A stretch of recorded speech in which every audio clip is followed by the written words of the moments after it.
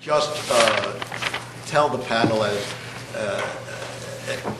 to take under advisement that at 5 o'clock, when a group of students get up and leave, please don't take that personally. There is a required LSP course. I can try to remember what that means, but it hardly matters. And they will be leaving. There'll be people coming in and out.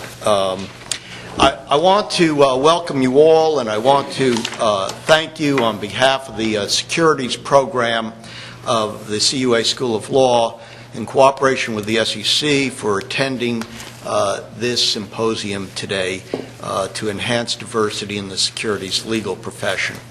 It's awfully heartwarming to see the number of participants here. It's heartwarming to see the variety and number of students, and I suspect that this is a number that is going to grow as the program goes along. Let me tell you very briefly about our securities program. We've been around for about a quarter of a century. We started it when I was just out of junior high school.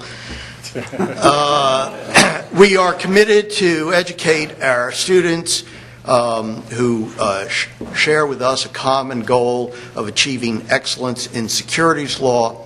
We are committed to the ideal of being there with our students in their search for employment in the securities profession. We are committed to diversity in our student body, and a diversity that we expect will be reflected in the legal profession when they graduate. And finally, and if you knew us well, and if you don't, you could talk to some of the CUA students here, we are committed to a sense of family amongst our students, amongst our graduates, many of them who are here today, and amongst our friends. We work together, and we hope that you will join us in that effort. Let me say what I hope will come out of this program. This is not a job fair, and it's not an attempt to run a job fair. This is an educational program. We will discuss, the panel will discuss, why others went into securities law, what got them into securities law. And sometimes it will be very happenstantical. I got a call. If you catch me out in the atrium, I'll tell you about the reader of oromagnetic waves who got me into securities law. No joke. I still don't know what they are. The panelists will advise you how to prepare for the profession and how to seek jobs in the profession. Hopefully, you will make some contacts today. The presence here of so many securities practitioners, both here on the panel and later on out in the atrium at the tables, reflects the industry's commitment to diversifying our profession. Now a word about who you are. Some of you are officers in the government and the industry, regulatory agencies, and trade associations.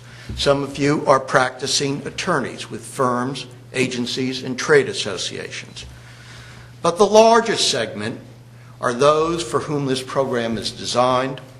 You are the students who are committed to or who are thinking about joining the ranks of the securities legal profession. And all of us share a common passion. It's a passion to help achieve greater diversity in the securities legal profession. It is a passion to do the right thing. It is a passion to help Wall Street begin to look a lot more like Main Street. To all of you, I thank you for your presence, and I thank you for your passion. Let me very briefly thank those people who helped make this program a reality, and then let me introduce our dean, and then let me introduce Mr. Crawford from the SEC. I'm not going to bother with titles. You're not going to remember them. And frankly, I like to think of us all as one big group. From the law school, and you could hold your applause till I'm all finished, I'd like to thank Joan Verassi, Constantia Dedoulis, Jessica Haywood, Margaret Pooley, Deborah Herman, Tom Hatterley, and Gina Moorhead, and one other who I will introduce in a moment. From the SEC, there is Ron Crawford, who was the first person I spoke to from the Commission about getting this going. He had not yet moved up to D.C. He was still down in Atlanta. I think I got him on the Amtrak going up, and he says, "That sounds great, sign me up." Maya Sams, who I did not see here, but was delightful from the SEC in pulling a big oar for us. Alta Rodriguez, I saw you a moment ago. Corey Jennings, Anik Shah, Michael Moore, and others from the SEC who I frankly haven't had the opportunity to meet. And then there is my dean. But I'm not going to introduce her. I'm not going to introduce her because she pays my salary. And I don't think you would necessarily believe the praise that I heap upon her. I'm going to have one of our students introduce her. We have a law student, Securities Law Student Association, and we have an executive board on that. Right now, there are 3 members of the executive board, Laura Driscoll, Dana Brown, and Trevor Harley. I'm going to ask Trevor to come up here. If Dana or Laura were here, I'd say please join. And I'm going to ask Trevor to please introduce his dean because she does not pay his paycheck.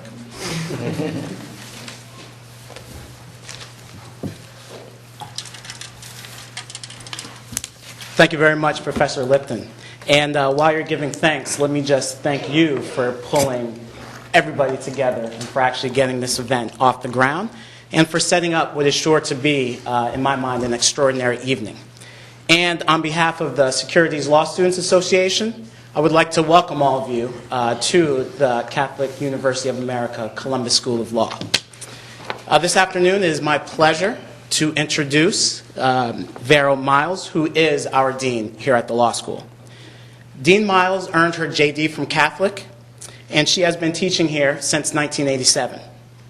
Additionally, she has been a part of many professional associations, and currently, Dean Miles is a member of the ABA's Accreditation Committee and the National Conference of Bar Examiners Subcommittee on the Uniform Bar Examination. Now, for those of you who don't know, Dean Miles has a lot of energy. And I know this firsthand because at every single kind of networking social event that I attended in these 3 years, Dean Miles was there. No matter what time it was, no matter what day of the week it was, if I looked over, I always saw Dean Miles talking with students, kind of chatting it up, joking with her colleagues, and basically just making sure her presence was felt in the entire room. So it's this energy, it's also her enthusiasm that she has brought to the law school day in, day out, and just her overall leadership that has inspired me, not only as an African American, but also just as a law student who's looking forward to joining many of you and her in the ranks of the legal community. So for that, I thank you, Dean Miles, and it is my honor to introduce all of you to her. So here's Dean Miles. Thank you.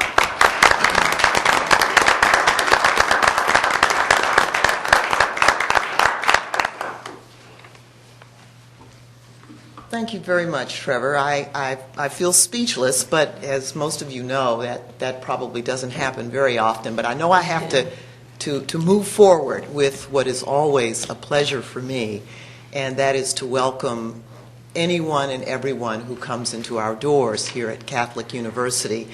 It is exactly what Professor Lipton has described. It is a community in the truest sense. We are a family, and hopefully those of you who are here for the first time will appreciate that and know that you will always be welcome here. I also want to make a very special welcome to the students who are here from the other area law schools. We are so delighted to have you at Catholic. If you haven't been here before, please don't make this the first and only visit. We want to see you back here again. You're also a part of our community of law schools here in the Washington, D.C. metropolitan area. So thank you very much. I also want to thank our very, very good friends and supporters at the Securities and Exchange Commission. Their presence here, their energy in participating in this program and helping Professor Lipton with the structuring of this program has just been absolutely phenomenal. And of course, what it tells us is that they are sincerely committed to seeing that there is greater diversity in the law practice field of securities law. And that's extremely important because I think we all know that the profession and the many communities that we serve are truly enhanced by different voices and perspectives. And so those of us in legal education and the members of the practicing bar, we have a true responsibility to make access to the profession open. That is, to make it available to anyone who is inclined and capable of realizing that goal, that is, making the dream a dream within reach. Securities law practice is probably one of the most vibrant and fascinating areas of practice today, and breaking into the field requires skill, preparation, and opportunity. And so our wonderful speakers here today are going to give us an opportunity to consider that. They're going to tell us what are the opportunities in the field. How does one prepare for a career in this interesting area of practice? And what is the best way to go about pursuing a position in the securities law industry? That is, it is meant to be a nuts and bolts advice opportunity for you, to give you, the students, the kind of insights that will hopefully give you a leg up when you go out there and try to get that position. And I'm very confident, given the talented and generous people that we have with us today, that that's what's going to happen. Again, before I turn this podium over, I want to thank all of the law firms and the government agencies that have demonstrated their commitment to today's goal by sending representatives to be here for you. And I want to encourage the students to make certain that you take advantage of this great networking opportunity, because after today's formal program, you can see we're set up for opportunities for you to do the networking with these wonderful men and women who are here to talk to you. Now, I want to make one final note, and then I'm going to get out of the way. For a quarter century, I like saying that. It's been 30 years. We're getting to half a century. Professor David Lipton has skillfully built what many consider one of the finest security law programs in the country. I think of it as a precious gem within the programs of the Catholic University of America. And like a crystal, Professor Lipton has expertly shaped it in form and substance, and he has placed it in a perfect setting. And that includes a very talented group of students and alumni who brilliantly reflect the generosity of his gifts to our community and beyond through their professional stature and their many, many accomplishments. On behalf of the entire Catholic University of America, Columbus School of Law, I thank you, Professor David Lipton, for what you have done over the years and what you are doing today. Thank you, my dear friend.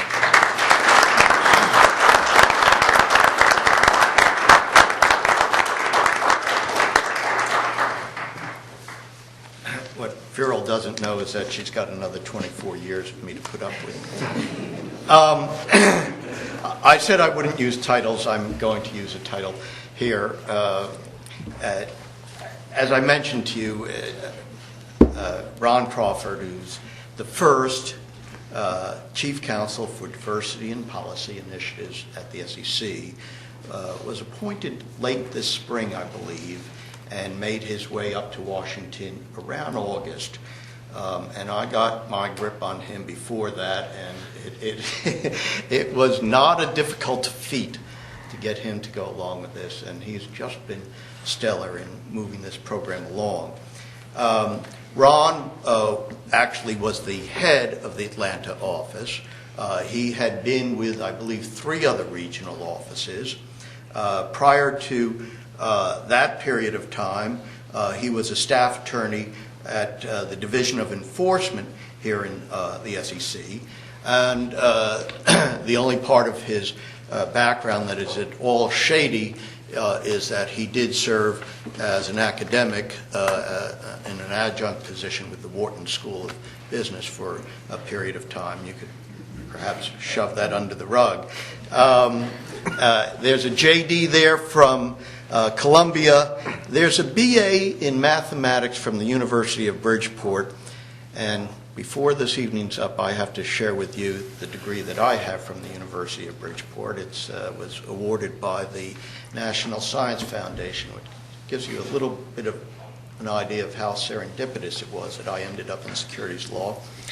An MA in mathematics from Colgate University, up in that cold part of New York State, and a master's in education from Columbia up in New York City on 120th Street.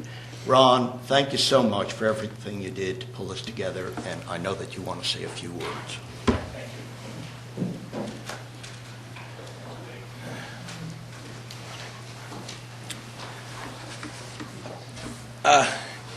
Good afternoon, and welcome to the symposium. As Professor Lipton just said, I'm Ronald Crawford, and my title is, at this point, Chief Counsel for Diversity and Policy Initiatives. One of the things that I pushed for with that title was to make sure it was long, because I know that has an effect on resumes. You want to stretch your title out if you possibly can. However, before I begin, if you've heard SEC speakers before, you'll understand that I have to do the disclaimer. And it's essentially that the remarks that I give today are mine and mine alone, and do not necessarily reflect the views of the Commission or the staff. That is so that you wouldn't be in a position to quote me at a later date and say what Ron Crawford said, and think that that would have any meaning or impact. So you can immediately discount some of the things that I'm going to tell you. What I want to do today and first is to echo the sentiments of Dean Miles, what she said, as well as Professor Lipton and what his remarks. And also to thank immediately the SEC staff and managers, as well as the Columbus School of Law staff for the hard work and contributions they made in pulling this symposium together. However, first and foremost on the list of people to be thanked is Professor Lipton, who called me in the summer of 2009 and asked if the SEC would be interested in collaborating with the school in a symposium relating to diversity and legal practice in the financial services industry. Not surprisingly, I immediately said yes and missed my stop at Penn Station. That was the beginning. And today is the end result of several months of planning and projects by Columbus School of Law staff and SEC staff and managers following Professor Lipton's vision of what this symposium should be. So, Professor, I want to thank you on behalf of the SEC and myself and the SEC staff in pulling us all together. I appreciate that.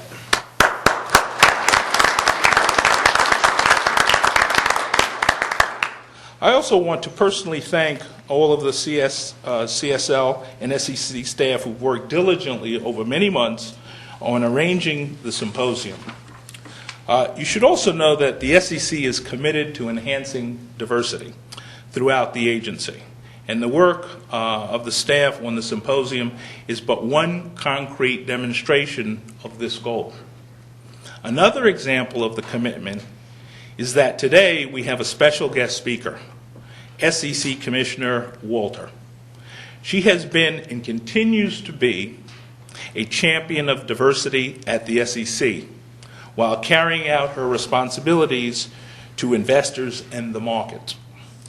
Please take a moment to review her bio in the program materials, and you will come to appreciate why we are indeed fortunate to have her here later today.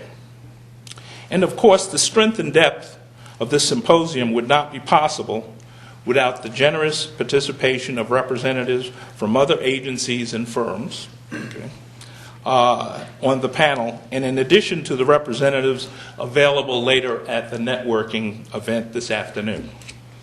Again, I wish to acknowledge the efforts of many of your classmates who all came together to put this symposium in its present form.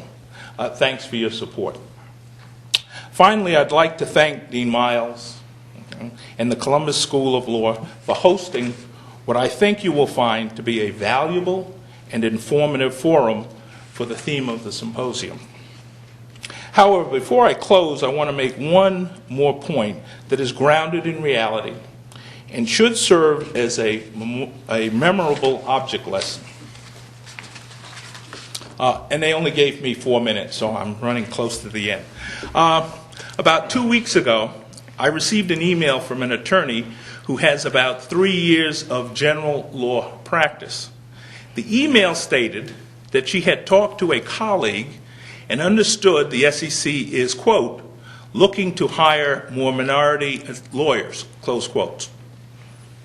Not a problem, right? However, the issue with the email was that she spelled Securities and Exchange Commission with a Y and used the lowercase c for commission. What's the lesson here? This attorney's package was put into the system as it was submitted. Obviously, don't have authorization to edit or change it. Try to imagine what the impact will be on the prospective SEC hiring committee when they review the application and find she misspelled the name of her prospective employer. The lesson is akin to the old real estate adage that goes location, location, location. Here, in this case, it should be edit, edit, edit. I can tell you from past experience, the likelihood that that attorney, no matter how good she is on paper, probably will not receive an offer because of that simple and what I would call careless mistake. At least if you're going to get something wrong, let it be the person's name. Okay. I have one more minor but important housekeeping item. I'd ask that when you have a chance to please fill out this form that I think is at the front table and turn it in the afternoon networking session to Maya Sams, who's the SEC's chief recruiter. So, please take this wonderful and unique opportunity to hear and focus upon the voices and wisdom of those who have already traveled the road you face. But remember, it's always important to enjoy the journey. Hear the symposium. And I thank you for your attention and time.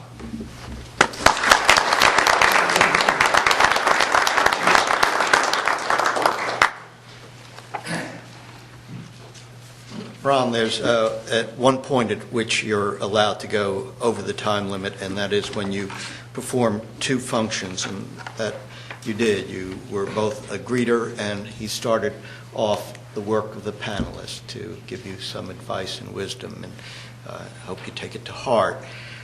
There is a secret order to who our speakers are going to be, and anyone who figures it out will win the door prize.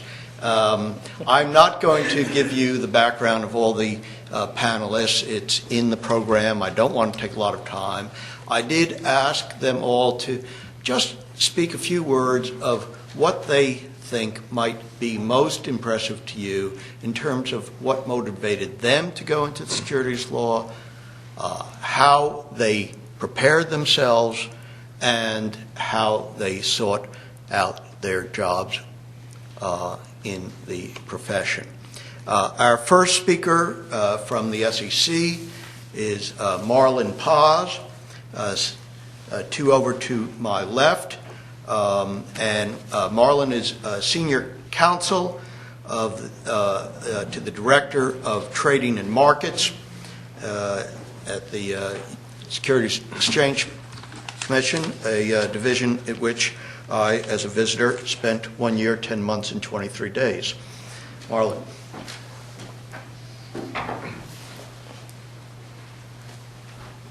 I think better standing up, so forgive me. Thank you very much for the opportunity to speak. As Ron did, please know that the views I express are my own and not those of the Commission or my colleagues at the Commission. It is a true privilege to be here. I have a passion not only for the work of the Commission, the securities laws, and the financial industry, but also a true belief that that mission is best accomplished with a diverse workforce and diverse talent pool, diverse set of colleagues with whom to take on that great challenge. And that challenge continues to be great, not only for the Commission, but for those in the financial industry altogether. Those lessons have been, I think, strongly felt, not only by private law firms, large companies, smaller companies, but also by the government itself and by government agencies. My position on diversity is simply that it is a business imperative. And so Ron mentioned earlier the applicant saying, hey, I heard the SEC is hiring, or is trying to increase its diversity. That I think is always accurate. That I think is right. It is certainly true now. But I would first impress upon you that I don't practice as a diverse candidate at the SEC. And I don't think the SEC's first mission, and nor is I think anybody else's first mission, to look for the most diverse candidate. I am first and foremost a securities lawyer, and that's what I've sought to be since I graduated from law school. You in this room and many others in the industry and seeking to become part of this industry have a lot to offer to that. Share those talents. Let people see that those talents you've got to bring to bear. In fact, many people do recognize that, and it is how you put that forward that I think will truly set you apart. Many of the Fortune 500 companies that wrote in the colloquially called the Michigan case, the Grutter v. Bollinger case, made the case that there was a true value to diversity in the financial sector, in the business world. The Supreme Court has recognized that. The Commission has put out statements to that effect in the recent proxy release, the 14A8 release. I commend you to take a look at it. And there the Commission placed great value in diversity and said that when corporate boards are trying to figure out what to put out to their investors, to their shareholders in proxy statements, one of the things they may include as part of that general package is concepts related to diversity. That, of course, is not limited to ethnic or gender. It's diversity in the broadest sense. And so what have you got to offer in the legal sense is your legal skills. And you bring that packaged up with your particular background, which adds new depth of experience, of abilities, and perspective. It is staggering just what a position we face vis-a-vis those numbers in diversity. The declines during the last financial troubles have hit many of the employers, in particularly and disproportionately the minority communities. So there's a lot of work to be done. And I say a lot of work to be done, not in the sense of, this should be a charitable or laudable goal. It ought to be a business imperative. When we at the SEC prosecute a case in any of the major towns in the United States, we will likely face a jury pool that is diverse. And I assure you that the law firm that will be on the other side of that case will have a diverse set of attorneys trying that case. and they will be able to speak to that jury. And I submit to you that we at the SEC better be able to speak to that jury as well if we're going to be able to address the Madoff Ponzi schemes and other possible wrongful conduct in the market. So with that, I tell you that there are many opportunities. The value has been recognized not only by Fortune 500 companies, the Supreme Court, the Commission, and by the way, Congress has recognized it. If you look at the current bill to reform financial regulation in the U.S., the House bill contains explicit language seeking to increase diversity in the financial sector. That tells you the climate in which you are operating. But remember, first and foremost, it is your skill, and you've got that. That is your strength. And know that you bring that much more when you couple your skills with that business imperative. Thank you. Thanks so much.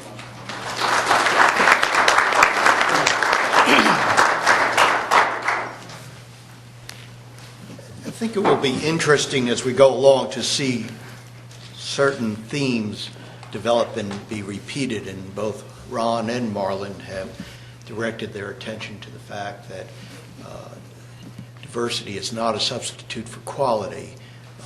Marlon introduced also the notion that diversity is a very broad term.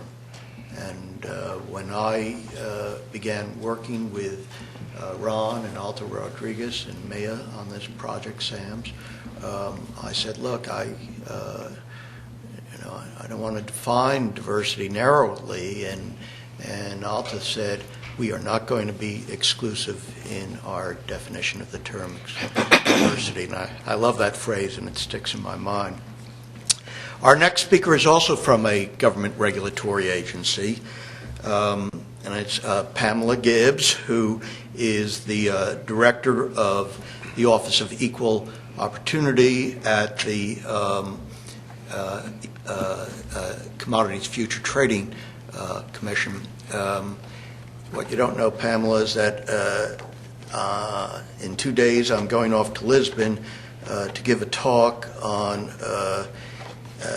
the financial crisis meltdown, and a large portion of that talk will be focusing on credit default swaps.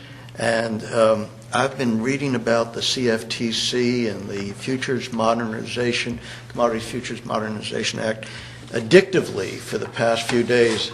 So when I introduce you, it's with a little bit of tremor that I recite your name and CFTC. Thank you for being here. Thank you. As Professor Lipton said, I am the EEO director, so I am committed to diversity. My job consists of seeking out qualified, well-qualified candidates at the CFTC. Prior to joining the CFTC, I was an employment lawyer at the Department of Labor. I spent many years at the Department of Labor doing EEO cases.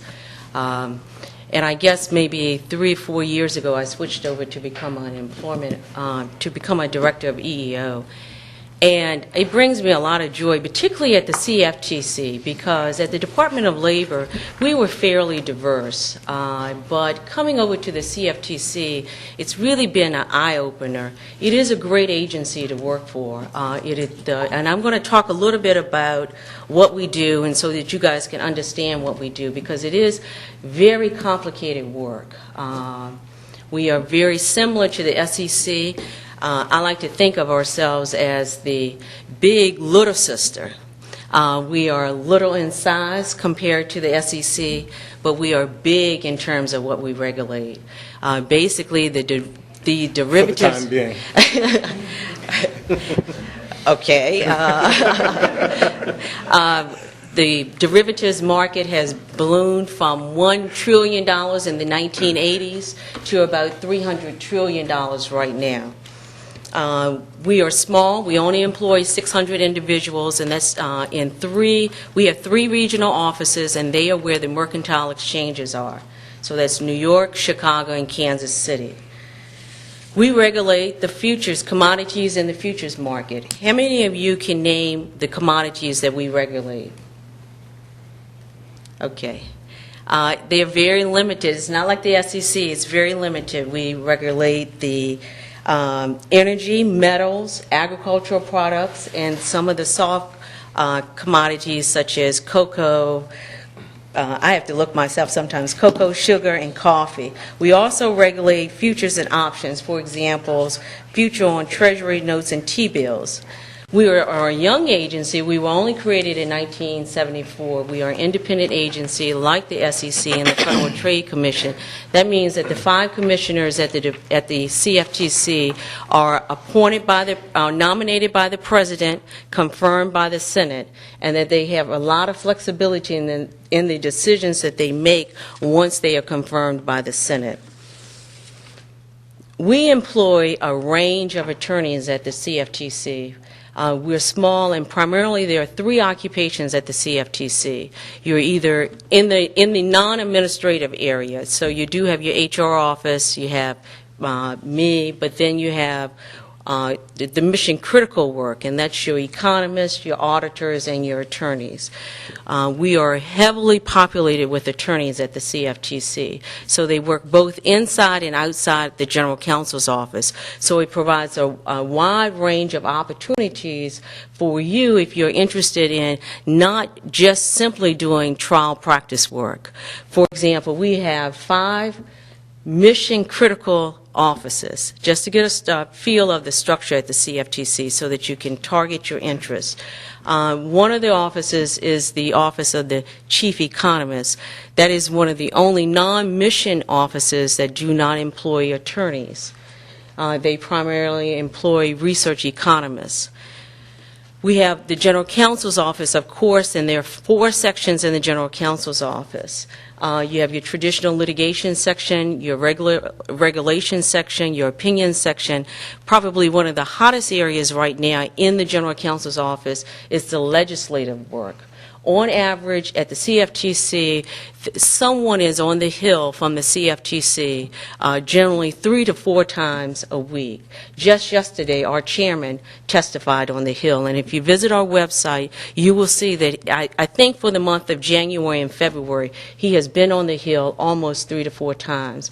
He is heavily involved in what they call over-the-counter derivatives regulations. And so CFTC is very much involved in the financial regulatory reform that's taking place, and the chairman is being a major advocate for much of this reform so that we can avoid some of the pitfalls that took place last year.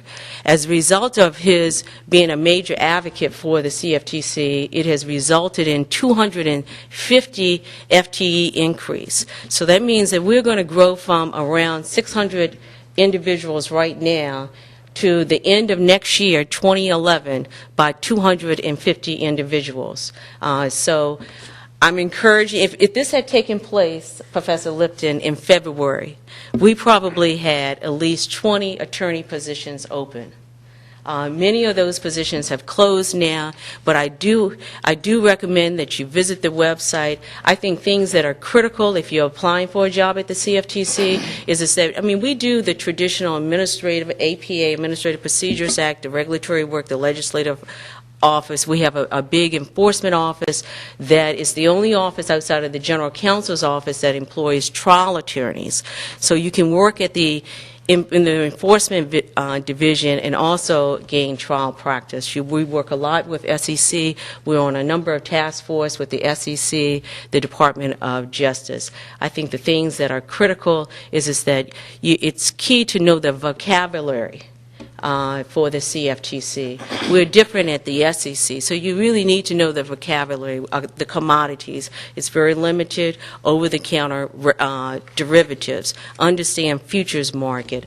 That, I think, will go a long way in an interview, and because it is a difference, and there's an expectation that the people that are employed by the CFTC that do this securities type of work, they tend to have a passion for derivatives and the commodity side of the industry. So I'm here. We have a table outside. We do have some literature that we will share, so please do drop by for further information. Thank you.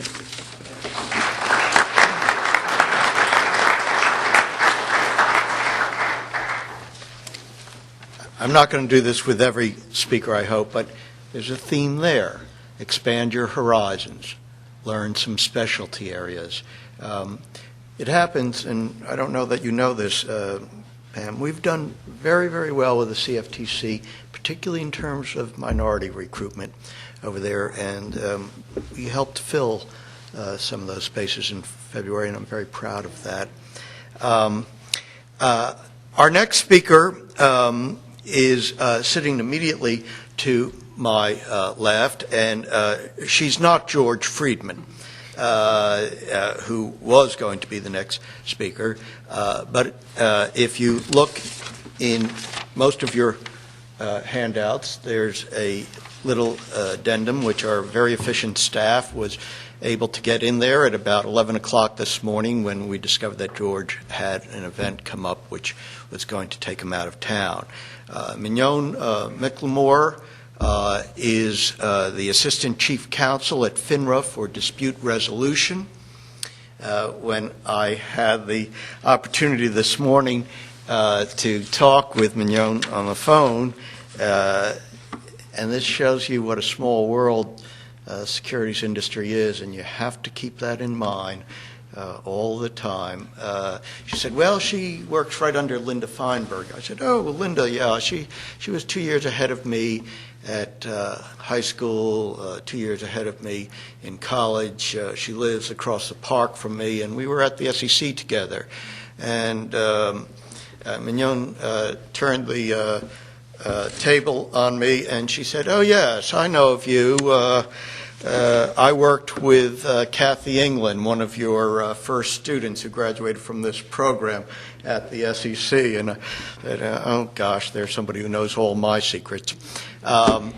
Without further ado, we thank you so much for being willing to step in at the last moment, and we're very glad that you're here. All right, thank you. Hi, good afternoon. I'm Mignon. I'm not George, but you get filet anyway. Thank you for having me. Thanks for asking me. I'm glad I could fill in for George. I'm here. George is in New York, so and there was a crisis that came up. I can't really speak to what FINRA's hiring policies are in terms of diversity. I know just by working there, and seeing people and working with people that we do have a diverse group. There's always room for improvement, obviously. So I'm hoping, and I believe in talking to some people who work in human resources, that is one of our goals. But let me just give you. It hasn't been too long since I've been out of law school. It has been a little while, but I'll just give you a little background on how I got to where I am.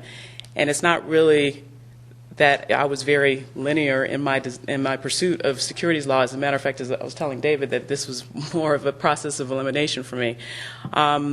I started out actually wanting to be a doctor. I went to Howard, and when I took my first, I think it was microbiology course, that kind of just shot that out of the water. And I was like, okay, well, have to regroup. So I am also a math major, so there must be something to that with lawyers. But I minored in English, and I enjoy reading and writing. And after I graduated from Howard, I took kind of a circuitous route. I stayed here in D.C. I worked several jobs, including working at the Secret Service, if you can believe it. And they wanted me to become an agent, but I'm allergic to guns, so I said no. So, but then I worked at a bank for a while, and I said, well, maybe let me think. Do I want to go to business school? And it seemed like a good fit because I ended up becoming an assistant branch manager at a bank, but it was just kind of boring. And I was like, and I was talking to my dad, and he said, well, why don't you read, what's the color of your parachute, And so I read that. It kind of gave me some tips, but not really.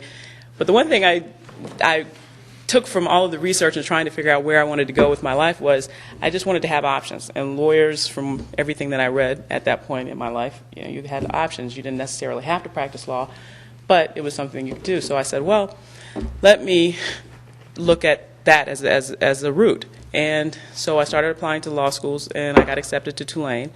And what happened was, it wasn't necessarily an epiphany, but one of the first classes that I took, I think, in my second year as an elective, was from Terry O'Neill, and she is now the president of the National Partnership for Women. But she taught this course in securities law, and I was hooked. And so I tried to take as many courses as I could after that. And mergers and acquisitions, and tax, anything related to the securities law, anything that was tangentially related to it, I tried to take it. And after that, talking with Professor O'Neill and some others who were teaching the securities law courses at school, they said, well, the SEC would be a good opportunity if you really, and because I was I'd been in DC for a while, the employers are always looking for a hook. They want to make sure that you're going to be where you are. When you come back, you're not looking to move again, and I had ties to the DC area. So I applied to several agencies, not just the SEC, but one of the things that Ron spoke about, and something that David also spoke about, was opportunity and preparation. And when I applied to the SEC, I did as much research as I could. I realized that market regulation at the time, it's now the Division of Trading and Markets, was a place that I thought I could excel. So I did some research, and when I found out who I was actually interviewing with, I tried to reach out and talk to anybody I knew in DC and try to find out who it was I'd be talking to. But I mean, it worked out that I had good background when I showed up for my interview, and I made a connection with Kathy, and I actually interviewed with Kathy. It was one of the first persons that I interviewed with. So that's essentially how I got to that point. And lo and behold, she must have seen something in me, and I think it was the combination of my eagerness to work in the securities field, as well as my background of taking a lot of the securities courses, as well as my business background. So it was just kind of a conglomeration, and it all worked. I think it all came together. And so from that, I would say opportunity and preparation are the keys to trying to break into this industry. Now, I will say that if you're trying to work for FINRA out of college, that may not be, a viable option, because I have not heard of FINRA hiring students, right out of law school. But I'm not going to say that it doesn't happen. So I think we do have some human resources people here, and they will tell you, what would be the best route to take to try to get into FINRA if that's what you're interested in. But we are always looking to hire, talented people. Diversity is a goal. But again, I think that the key to is, being prepared, and also just having that knowledge and imparting it with anyone that you interview with. But again, like I said, opportunity and preparation, and I think for me that's the key, and that's how it all came together. And I have worked ever since the SEC. I worked at a law firm, working in the broker-dealer area, and then I finally made it to FINRA, and I hope that I have found a home. I've been here for almost 7 years, and it's interesting work that I'm doing. We just briefly, it's a small area that I work in dispute resolution. We do well when the market doesn't. So when the market is, so as you can imagine, last year our caseload went up tremendously, because when the market goes down, people lose money. They want to blame someone, aside from themselves, so they're looking to recoup their money, and they file arbitration claims. And that's where my division comes in, and I, as Assistant Chief Counsel, help write the rules to help manage that process. And so, like I said, it's been an interesting journey for me to get here, but it's not any one way. My only advice is there's no really one way to do it. But if you are committed, and if you can try to get an internship with FINRA, because we do have those, some of them are paid, some of them are not, but just so that you can have something on your resume to show that you're interested, and then you can move forward. And hopefully, I would not suggest that you work for a law firm, but if that's something you want to do for, maybe 2 or 3 years if you can get in, and then from there, FINRA likes to take, could be an option for you. So with that, I'll say thank you again for having me. It's been it's a nice thing to see. It's been a while since I've been in a law school, but thank you very much, and I'll be outside, for a little while if you want to talk to me. Thank you.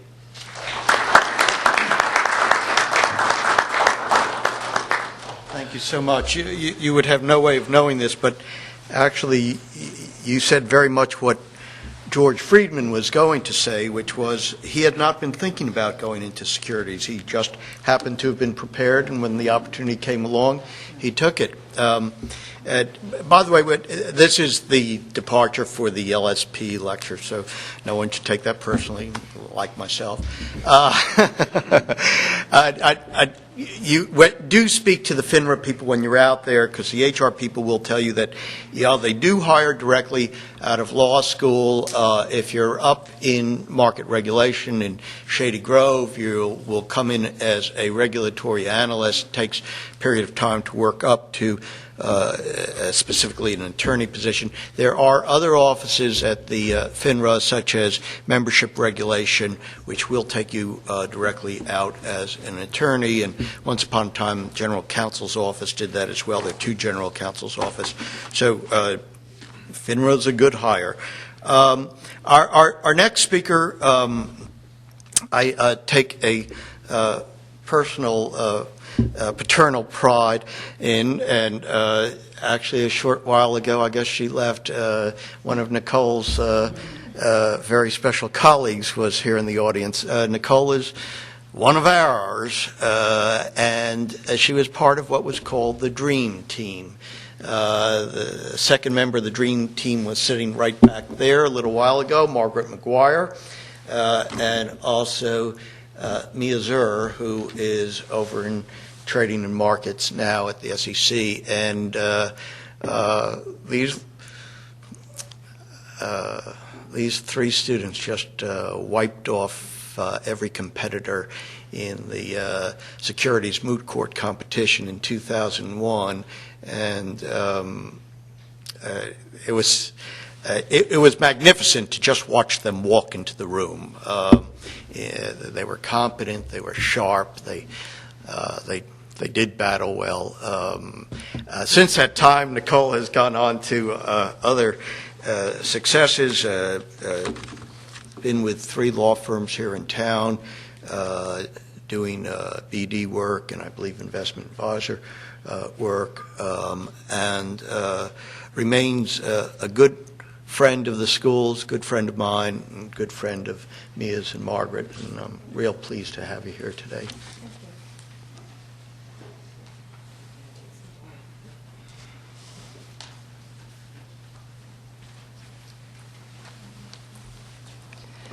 It's good to be home.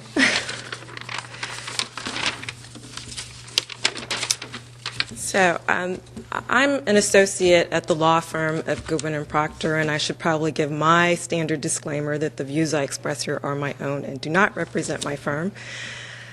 But I wanted to talk to you a little bit about what I do and why I chose it, and what you might want to do if you want to prepare yourself for a career in investment management.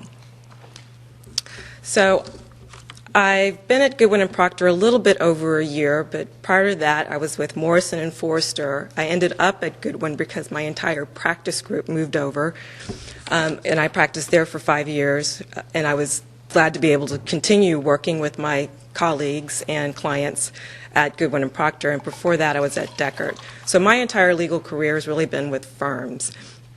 And it's a very challenging environment. It offers good opportunities, client experience, and it's a really good time to be an investment manager lawyer, and I'll tell you why in a moment. I just want to give you a little bit of background to set the stage, to give you a sense of the type of people we interact with. So one day, if you don't have them already, you may invest in mutual funds. And these mutual funds are investment companies.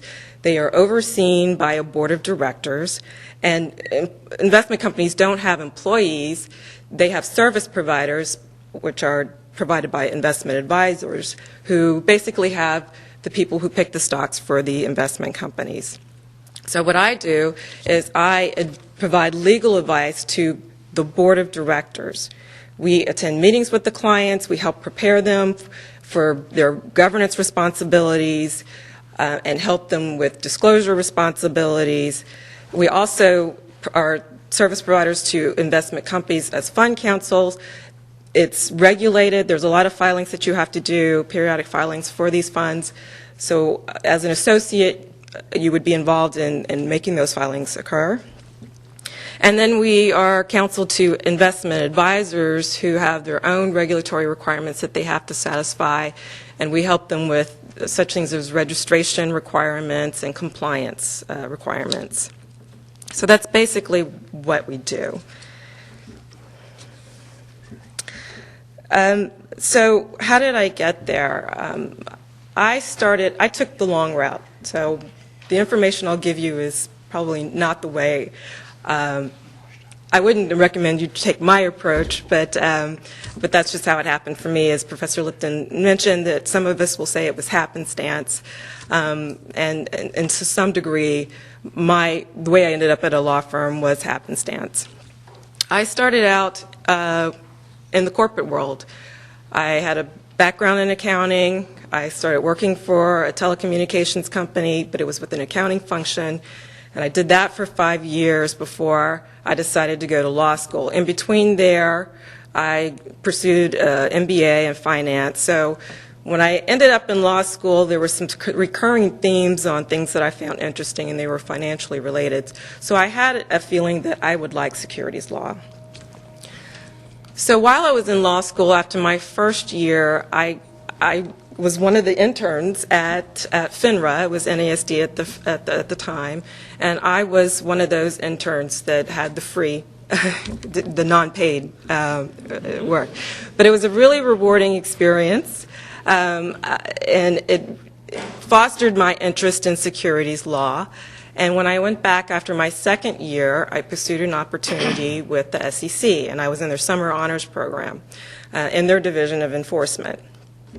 So after my second year, I really had my sights on the SEC when a friend of mine who was a law clerk at a firm who also knew my interests said, "Oh, why don't you consider working at a law firm?" And I asked her, "Well, what do you do?" And she said, "Well, I draft and file prospectuses." Even before I went to law school, I had done some investing, and I purchased mutual funds, and I remember when I got the fund, I got a prospectus. And I remember thinking at the time, who writes this stuff? Well, the lawyers write that stuff. And I thought, oh my gosh, I can make a decent living doing this stuff. I could write prospectuses and represent boards of directors and be in the boardroom. So it was something that sounded very exciting to me. And she added, well, you ought to think about it. And by the way, they pay pretty well too. So all of that piqued my interest. So I applied, and it presented the challenges that I found compelling. It provided the type of interaction with clients that I was looking for. I like representing people. I like helping them figure out and solving problems. Now, my practice is very transactional in nature, so I don't do litigation, and my goal is to keep my clients out of situations where they need to do litigation. But so it's very regulatory in nature. So why is it a great time to be an investment management lawyer?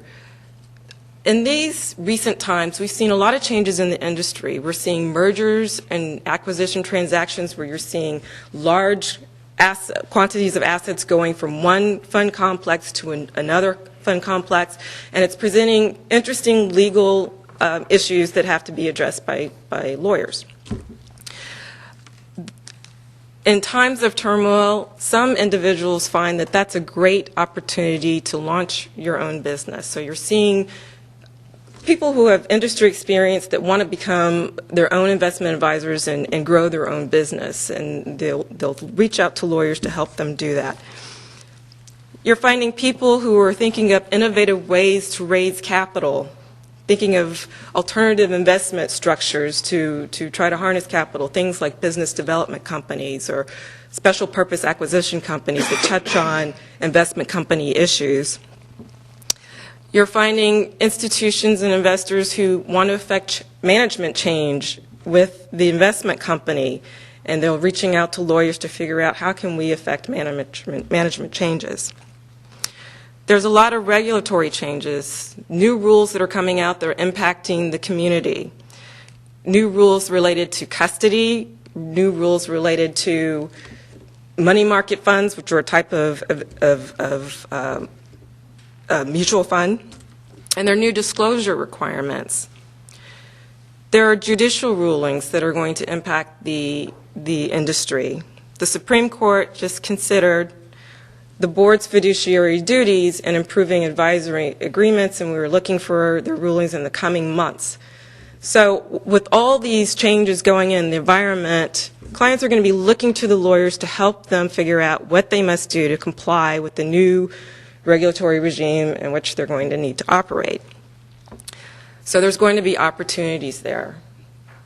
And the industry, the law firms, need talent to help provide services to our clients, and they're looking for a diverse group of people to help pull together unique perspectives, unique skills, and unique talents to be able to provide those services.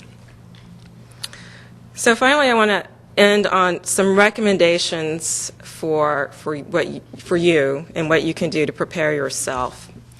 Law firms project out their hiring needs, or at least they try to, a year or two in advance. So typically, during the second year of a law student, they go through a screening process and apply to the law firm.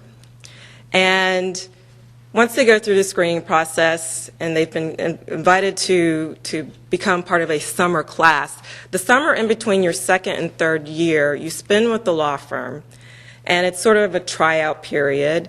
You see if it's a good match. You see if you're not from that particular area. You see if you like living in that city.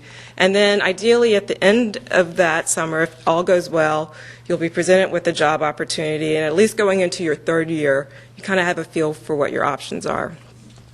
So in doing that, I would recommend first that you start early. Law firms start accepting resumes and screening them late summer after your first year, and start the interview process in August. Sometimes they go through campus recruiting. My sense is that law firms are starting to maybe pare back the list of law schools where they visit, but you should not be discouraged by that.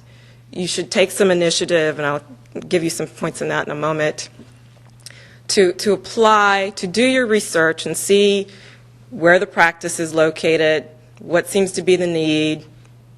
Does it have alumni there that you can reach out and talk to, see if it's a place that you might be interested in. And at the end of the summer of your first year, have your resume, start putting together your package. And as was pointed out today, it's very important that you have a pristine, typo-free package that you submit for the law firms. The associates who participate in the summer program tend to have a few common characteristics. One, they've demonstrated academic strength, and they're fairly high-ranking in the class. They write for Law Review or Law Journal. They have some sort of characteristic that sort of separates them from the pack, whether it's maybe you have language skills or some leadership experience or some internship that relates to a particular practice group that demonstrates that you may have some sort of subject matter expertise will help you. Do your homework. It's very important that you look at the firm and the practice groups that are there and ask yourself, is this the type of thing that I see myself doing? And look at the location of the offices. Are those practices and places where you want to live and maybe stay for the rest of your career in that area? In that particular, it doesn't really help you if you like the job, but you really hate living in New York. So make sure it's a place that you can see yourself. And be mobile. Be willing to travel. Think about your search globally. Some firms are trying to strengthen their staff in areas that are not even in the United States. So to the extent that you're willing to live in another culture and feel comfortable in a culture outside the United States, be willing to travel. So those are my pointers. I'll be out in the atrium and able to answer questions that you may have, and whatever you'd like to talk about. If you want to talk more about what I actually do on a daily basis, I'll be happy to share that with you. But those are my recommendations.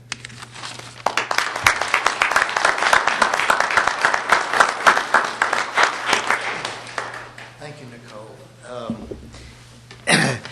I told you this was going to be an educational program. That certainly was a strong part of the educational component. We have a number of other people over at Goodwin who shared that move with Nicole, and then we had some from MoFo over, and then we had people already at Goodwin. We have very nice representation there. It's a good firm. Nicole brought up an interesting message, and it is actually going to be part of my introduction of our next speaker. When I said at the beginning that we want to make Wall Street look a little bit more like Main Street, one of the things that is happening is as the ownership of securities is becoming an investment vehicle for more and more American homes, there are more and more people of diverse background who are investing in those instruments. And the securities industry reaches out to them because there's a lot of new money coming in from diverse groups. And there is a need for representation, both obviously in the production force in securities, but as well in the legal force that is going to be assisting these firms. This is an unusual time, and it's a good time to emphasize that need to converge the faces of these two organizations. Ernie Lanza is the general counsel of an unusual organization, a grand organization, but an unusual one here in town. It is a self-regulatory organization, as is FINRA, as is NYSE, or that portion of NYSE that looks after its markets. But it's also legislatively mandated. And along with Peekaboo, it is the only other legislatively mandated SRO in the United States. I sent Ernie an article that was in the Bond Buyer about a month ago that spoke about what was happening in response to the financial crisis, how a lot of the larger firms had to back off on their issuance of munis, and a lot of that work was being picked up by new and smaller firms, often of a diverse background.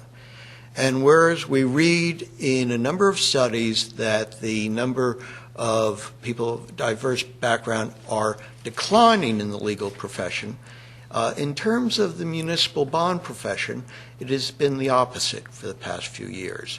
I happen to sit on the board of the MSRB, and I, again, have very special pride of having been able to work with Ernie. I enjoy that organization immensely.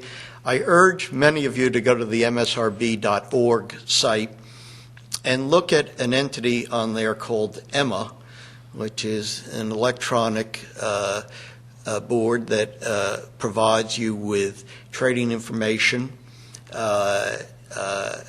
official statements, updates of all the municipal bonds that are registered with the MSRB. I forget the numbers, I'm blanking on it, but I think it is perhaps 1.6 million municipal bond QSIPs in the United States, something like that. Ernie will correct me. The person who put that little nifty internet device together also happens to be the general counsel of the MSRB, and he's going to be our next speaker, and I'm awfully proud to be able to introduce Ernie Lanza to you all.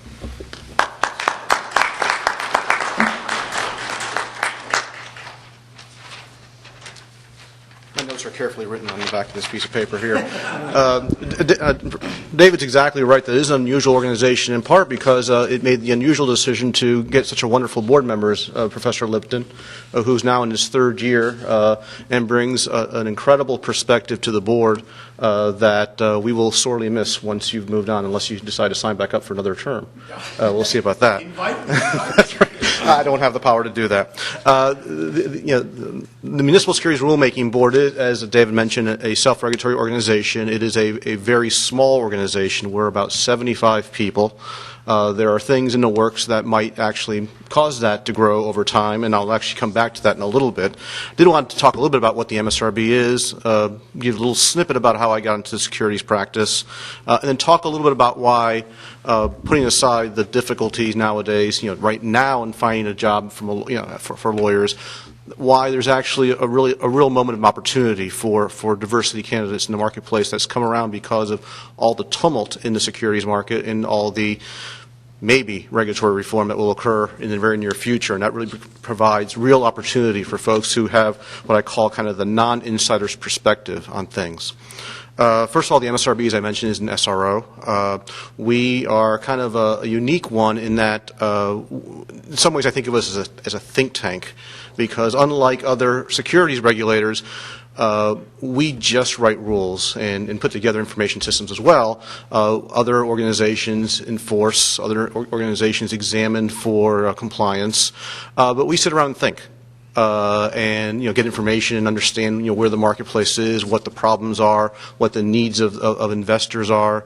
We're also a unique marketplace because the securities in the municipal securities market are really predominantly held by individual retail investors. Lots of other marketplaces, you have large institutions that are investing, that have large research staffs to be able to look and understand the investments they're making. In this marketplace, either directly or through mutual funds, about 2/3 of the bonds are held by individual investors who are reliant on broker-dealers and banks for information, or reliant on new systems that David mentioned that are now available through the MSRB website to get information to understand their investment decisions going forward. So it's actually a very interesting place to work because it gives you a chance to really sit back, understand, and think about how things should work in the marketplace.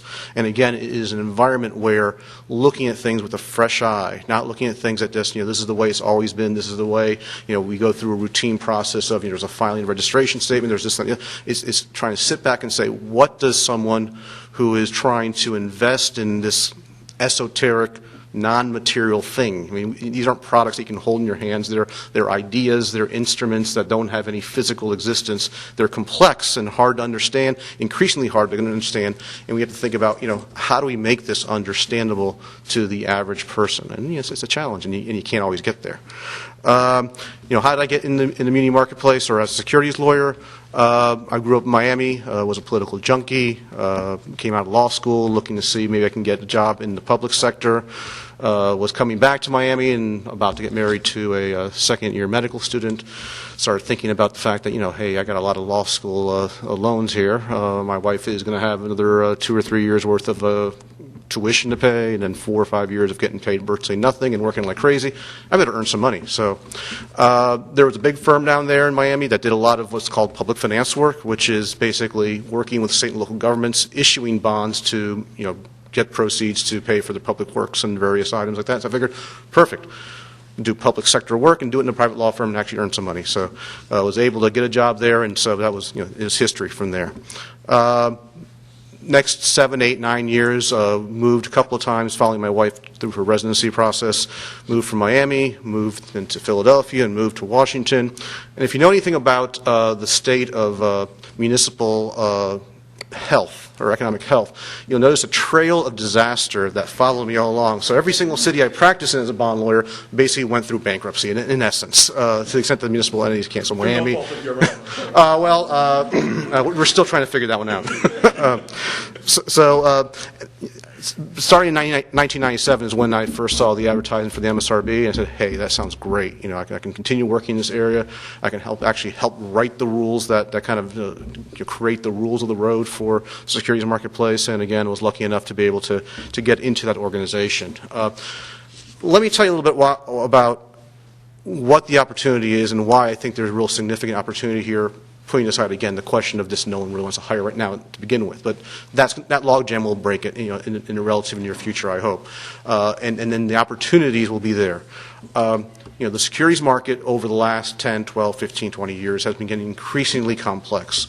When I started as a bond lawyer, that's what we call us, back in '88, it was kind of near the end of the time when they were still kind of printing certificates that people would get when they buy a bond. They'd get a certificate that had a nice little picture on it and a little edge on it, and you actually had at least some physical evidence that you owned something. And I remember going to my first bond closing, which is, you know, when they issue bonds, they actually have a settlement where they deliver the bond certificates, and I was driving up from Miami to Broward County for a closing. And halfway there, I realized that in the trunk of my car, I had $250 million of live bonds. And I said, should I keep going to this closing or go someplace else? And apparently I made the right choice because I kept going to the bond closing. But, you know, pretty much right after that deal, they started going to kind of what we call it dematerializing securities. It become book entry. There's no certificate. What you get is a little confirmation. You get an occasional you know, a monthly statement saying what you owe, but there's nothing there. I mean, there's nothing you're really holding there. And so the question is, you know, how do you get across to people what it is they own, what the reality of this thing is? And then, since then, those instruments have gotten more and more complex. You know, back then you issued bonds. You said, you know, City of Miami, I promise to pay based, you know, from all my tax revenues. And now they, you know, slice and dice, you know, different taxes, different instruments. They sell certificates of participation on public property. They do all kinds of derivative transactions on these things. You know, I think 3/4 of professional probably don't understand what those things are. And so that complexity requires a real active, curious mind. And then layered on top of that is kind of the last 2 or 3 year calamity of the financial markets. And every day we watch to see what the House and the Senate does in terms of financial reform. When that goes through, if it goes through, you're going to find that to a pretty considerable extent, a lot of, you know, the last 60 years, is that right count? 70 years, or 75 years, of securities law will be, you know, to a greater or lesser extent, rewritten. And so I won't call it a clean slate, but it's a little bit of a reset. And so you're coming out of law school into an environment where people who are already in the marketplace as lawyers, practitioners, are going to have to be relearning lots of things, changing their mindsets, looking at things from a fresh perspective. And that provides you an opportunity because, one, it gives you a little more of an equal footing with people who are out there because, you know, they don't know that much more than you do to begin with. Number two, I really, and this goes back to kind of the diversity candidate perspective, man. You know, we grow up looking at the world a little bit differently than what I'll call the mainstream. You know, we have a different experience. We grew up differently, different expectations. We try to crack into what I'll call the mainstream world.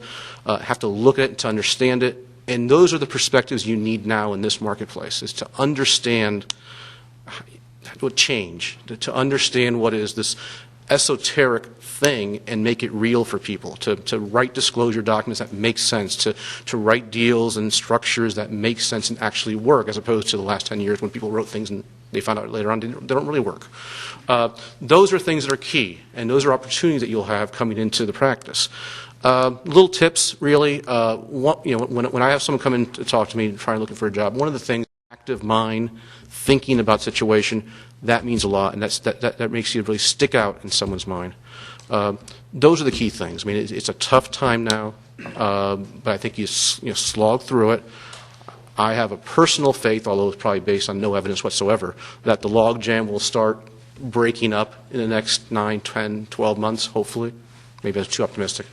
And the opportunities will start developing. And as people see this whole new environment being rebuilt, you know, the needs will start emerging. And so I think you need to keep your kind of hopes up and move forward that way. So, thank you.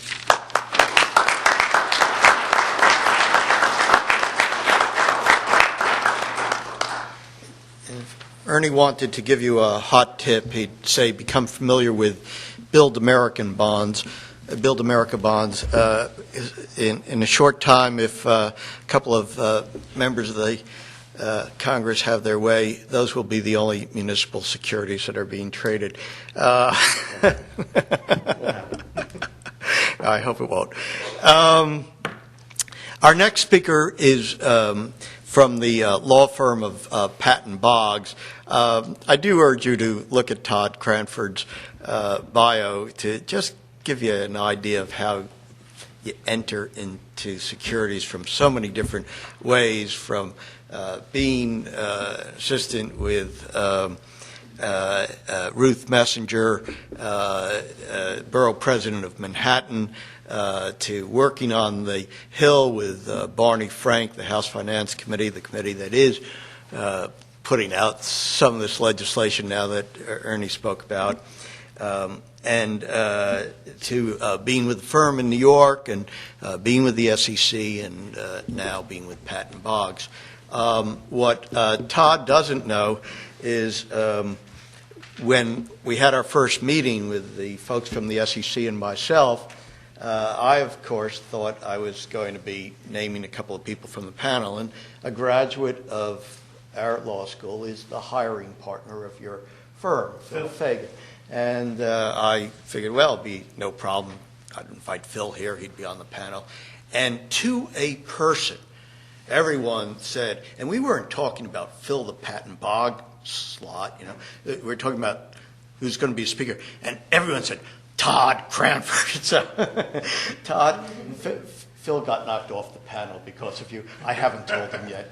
Thank you so much for being here. Thank you.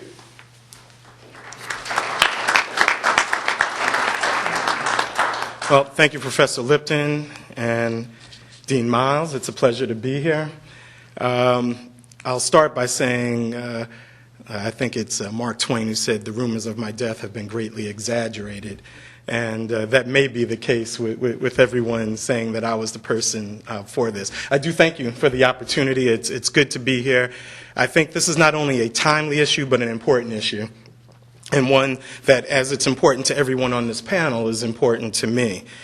First, I will start with just a few general things. I have far too much to say it in the time that I've been allotted, but I will be here outside, and hopefully I'll say something that'll pique your interest and you'll want to follow up with me afterwards. But it is very important that forums and symposiums like this take place, because we have been trying to educate corporate America to the value of diversity, and the government to the value of diversity. But it is also important, particularly in relation to securities and financial services, to educate you to the needs and the opportunities that are there. I've been involved with securities and financial services for a little over 16 years now, and I'll get into a little bit in a little bit how I wound up doing this. But it has saddened me for 16 years to see how few people look like me in financial services. From the time that I spent at the SEC, through working on the Hill, and now working in the private sector, while it has increased, I think proportionately, we still have a long way to go. And so that's why, I thank Professor and the Columbus Law School for putting on events like this, because it's important that you start now learning about what the opportunities are. Because when I was sitting in your seats, for those of you who are students out here, I wasn't sitting in your seats. I didn't take the opportunity to come in to learn about securities. I always thought I was going to be a criminal prosecutor for the rest of my life, and that's probably one of the few things in my career that I haven't had an opportunity to do. So I thank you again for doing this, because I do think it's important. In terms of preparation, I think, as every person up here has said, there is no substitute for excellence. You work hard, do as well as you can, and that should help you. But you also have to do networking. There is not a job that I've had since I graduated from law school that hasn't been impacted by a personal relationship. And mind you, that doesn't mean that the person who hired me I had the relationship with, but somebody walked a resume into somebody's hands, someone said a kind word for me, and those are the things that help you get a job. Because there are plenty of smart people out here, and there are plenty of smart people who don't have jobs. And it's no secret that there will be people that you think are less qualified than you, for whatever reason, who get jobs. And there shouldn't be any mystery to you in this day and age why some people get jobs and some don't. So you have to work hard and you have to be excellent, but you have to do more than that, particularly in this job and market. Contacts, connections, every business card you collect, you should follow up on, as Ernie was saying. Learn a little bit about whatever it is that you're interested in, because that's what's going to connect with you and with whomever you're speaking.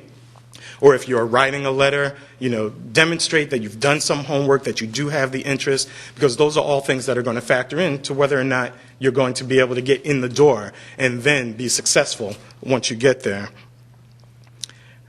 A little bit about my background. I fell into securities, quite frankly.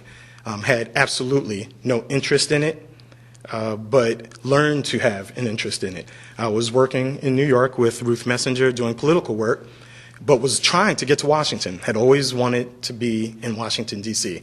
I, too, was a political junkie, and where else do you want to be than in Washington, D.C.? Long story short, I was able to get an offer from the SEC, and I came, again, not because of a burning desire to do securities, but it was a well-regarded institution, regulator in Washington. Boom, I'm there. I figured 18, 24 months, do my time, and then go do other things. I woke up one morning and I had been there 6 years, which was clearly 4 to 4.5 longer than I thought I was going to be there. And I was still loving it. Great experience. I was learning a lot. I thought I was, doing good work, trying to protect consumers and advocating on their behalf. And for the record, I left the commission long before Bernie Madoff, so I'm not going to take any responsibility for that. But then I woke up the next morning and I had been there almost 9 years. I was still loving the job, but then this opportunity to work for Barney Frank on the Financial Services Committee came up. And it was too good to pass up. I left my good government job to become an at-will employee, still in the government, but with much less protection than I had when I was at the SEC, and spent 4 wonderful years learning even more about the securities markets, the municipal bond markets, the commission. I learned a lot, and it was great in enforcement, but I knew only big picture, what the folks in trading and markets, Corp Fin, the General Counsel's office, what they did. I learned more in the first 2 years on the Hill about the securities markets than I did in the 9 years that I spent at the SEC. Fast forward a few years ago, another opportunity came that I felt was too good to pass up. After 4 good years, the Democrats took back the House of Representatives. There were going to be increased opportunities for policy experts and lobbyists on K Street. And I went to what is considered by many to be the top policy shop in Washington, if not the country, Patton Boggs. And I've been enjoying it very much for 3 years, still getting into a lot of the nitty-gritty of what Congress is working on. It has been reg reform all day, all the time for the past 2.5, 3 years. But that's fine because it's keeping me employed. And I'm blessed to have had so many good experiences in my career that have, I think, prepared me to get the broad perspective of what's happening in the financial markets. And I think it's no secret that, Wall Street and the financial markets is where the money is.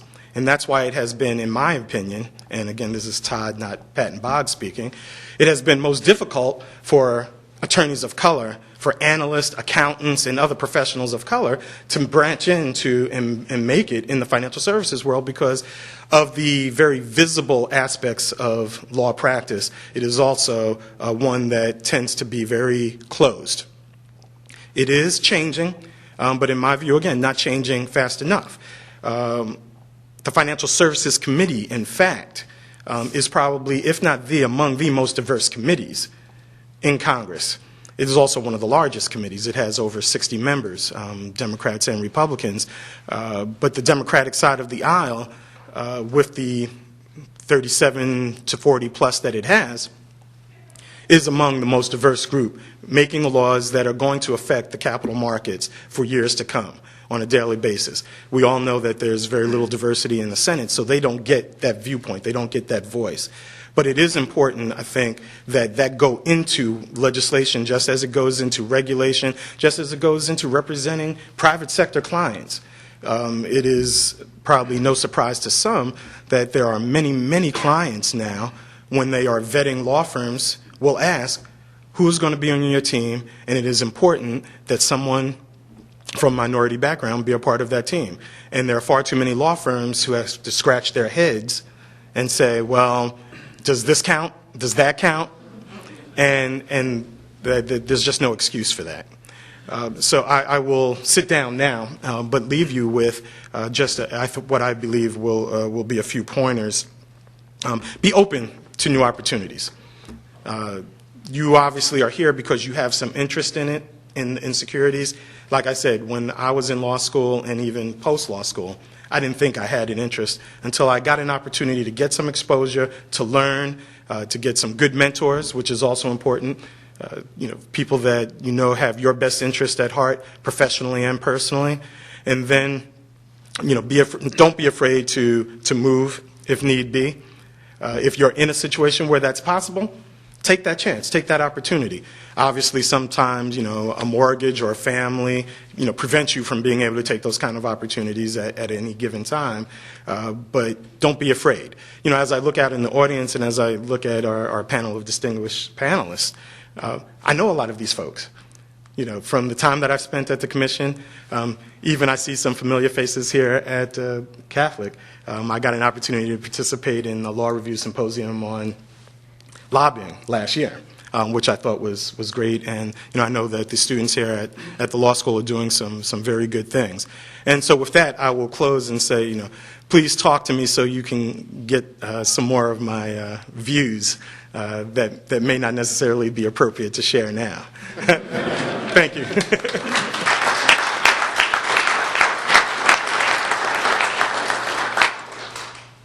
It was my job to discipline everyone and keep them to their allotted time, but I violated it myself. And frankly, when something is going as well as this, you let the time roll.